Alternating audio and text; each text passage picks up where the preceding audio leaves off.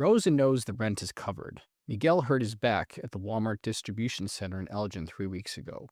Workers' comp checks started coming in 2/3 of his wage every 2 weeks. They're managing, but Rosa can't get a straight answer to the one question coming up at night. How long does workers' comp last in Illinois? The answer isn't a single number. It depends on three specific things, and one of them is a trap that catches workers completely off guard. There's also a deadline buried in Illinois law that quietly kills valid claims. The insurance company's counting on Rosa not knowing about either one. The foundational rule first.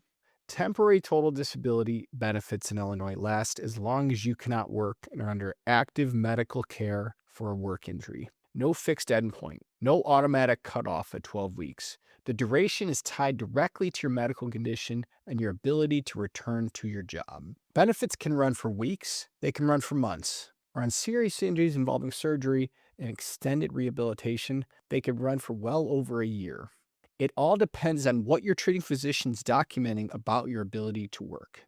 The TT rate is 2/3 of your average weekly wage, subject to statutory maximum minimum caps published by the Illinois Workers' Compensation Commission. On a serious injury with a long recovery, that adds up to real money. Tens of thousands of dollars in income replacement. Knowing when those checks end matters for every family trying to plan around them. There are 3 endpoints. Each one is different. The first endpoint is when you go back to work. You return to your job at your prior wage and prior duties. TTD stops. That's the most straightforward. The second endpoint is when your doctor releases you to full duty. If your treating physician determines you've recovered enough to return to work without restrictions, the insurance company stops paying TTD. Understand that this does not end the case. Your permanent partial disability component, the PPD piece, still needs to be resolved. For serious injuries, PPD can be substantial, but the income replacement portion is done when your doctor clears you. The third endpoint is maximum medical improvement, called MMI. This means your condition has stabilized to the point where additional treatment won't produce meaningful improvement. This is a medical determination. It is also frequently a contested one. Here's where workers get hurt. And this is the trap I mentioned. The insurance company's IME doctor may declare MMI far earlier than your treating physician would. When that conflict exists, it goes to an arbitrator at the Illinois Workers' Compensation Commission for resolution. An insurance company letter declaring MMI is not the same as MMI actually being reached. Those are two different things. Do not treat a carrier's declaration as the final word. It isn't. Now the modified duty trap. This is the situation that catches the most workers off guard. When your doctor releases you to modified duty with restrictions, say no lifting over 20 pounds and no standing for more than 30 minutes at a stretch, your employer is supposed to provide work that fits within those restrictions. But what if the position doesn't exist at your job? If they can't accommodate your restrictions, your TTD benefits generally continue. You cannot be forced back to a position that doesn't exist or that exceeds your medical limitations. But here's where workers suffer financially without realizing it. You need to document this clearly. Get it in writing from HR or your supervisor that no appropriate modified duty position is available. Don't accept a verbal statement. A written record that the employer had no accommodating position protects your right to continue TTD. And here's the flip side. If the employer claims they have a modified duty position and you refuse it, your TTD can be suspended. Even if that position doesn't genuinely fit your restrictions, this is a trap workers fall into regularly. Before you accept or refuse any modified duty assignment, talk to an attorney. The single decision has significant financial consequences. If you've been in this exact situation, offered so-called light duty that didn't actually fit your restrictions, drop it in the comments. Tell me what they've offered and what restrictions you actually had. These patterns come up constantly in my practice, and in your experience, might save someone else from making the same mistake. What happens after you reach MMI? After maximum medical improvements declared, TTD usually ends, and the case moves into the permanent benefits phase. The permanent partial disability evaluation happens after MMI, and that's where the long-term settlement value is determined. Depending on the extent of permanent impairment and whether it affects future earning capacity, there may also the wage differential or other benefits still in play. TTD is the bridge. It covers your income while you're recovering.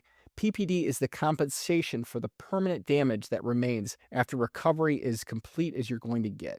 For serious injuries, the PPD value can significantly exceed the total TTD you received along this way. Workers routinely underestimate this. They focus on the check stopping and don't see the larger financial reckoning that still comes later. I have a full video on how Illinois workers' comp cases are actually valued, how TTD, PPD, and permanent impairment ratings combine into a final settlement number. Watch that one after this. It gives you the framework to evaluate any offer the insurance company puts in front of you. The statute of limitations. This is the deadline I mentioned at the start. Workers' comp claims in Illinois have a statute of limitations of 3 years from the date of injury or 2 years from the date of payment of compensation, whichever is later. This is a hard deadline. Miss it and the claim is gone forever. One important clarification. Under Illinois law, the furnishing of medical services alone is not considered payment of compensation for purposes of this deadline.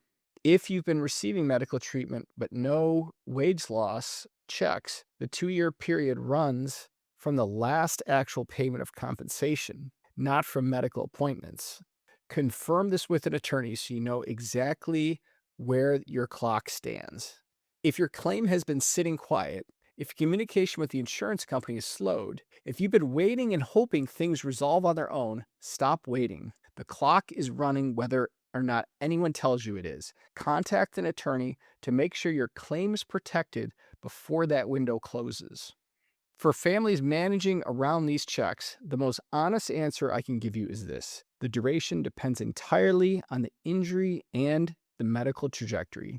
Serious injuries with surgery can mean TTD lasting a year longer. Soft tissue injuries without surgery may resolve in 8 to 12 weeks. The single most important factor is what your treating physician is documenting about your ability to return to work, not what the insurance company says, not what the IME doctor concludes, your physician. If the check stops suddenly or you received a letter terminating TTD, act immediately. If the termination is based on an IME report that conflicts with your treating physician, or if procedures weren't followed correctly, benefits can be reinstated. That call to an attorney is free. Don't wait. For a full breakdown on how your case is valued, TTD, PPD, and permanent impairment ratings, watch my video on how an Illinois workers' comp case is worth. It's on this channel. Subscribe so you don't miss what we release. And if you have questions about your claim timeline, Connolly Injury Law offers free consultations. Has the insurance company ever cut off your benefits before your own doctor said you were ready? Tell me in the comments.